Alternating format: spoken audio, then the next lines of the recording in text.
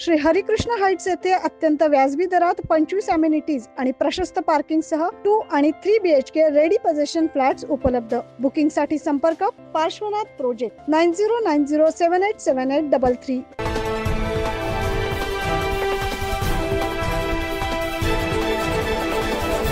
Levy प्रश्नावर तब्बल 35 दिवसांपासून बंद असलेल्या नाशिक जिल्ह्यातील मनमाडसह बहुतेक बाजार समितीमध्ये सोमवारी कांदा लिलावाला सुरुवात झाली। कांदा उत्पादक शेतकऱ्यांना यामुळे मोठा दिलासा मिळाला। एकीकडे केंद्र सरकारने सरसकट कांदा निर्यातीला परवानगी दिली, मात्र बाजार समित्यांमध्ये कांदा लिलाव बंद असल्याने कांदा कुठे विकावा हा प्रश्न कांदा उत्पादक शेतकऱ्यांच्या समोर होता। अखेर बाजार समिती प्रशासन, हमाल, मापारी आणि व्यापाऱ्यांनी एक मध्यम तोडगा काढत लिलावाला सुरुवात केली। आज पहिल्याच दिवशी कांद्याला प्रति क्विंटल सर्वाधिक म्हणजे 1900 रुपये भाव मिळाला, तर सरासरी प्रति क्विंटल 1500 रुपये भाव मिळाला। याबाबत कांदा उत्पादक शेतकरी बापू पगार यांनी अधिक माहिती दिली।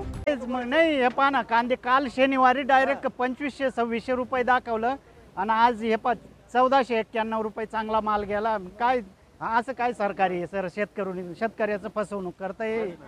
मग भाडं 3000 रुपये भाडं जे, मग आणि काय परवडणार आहे ते? आणि कांदे पाहून घ्या तुम्ही।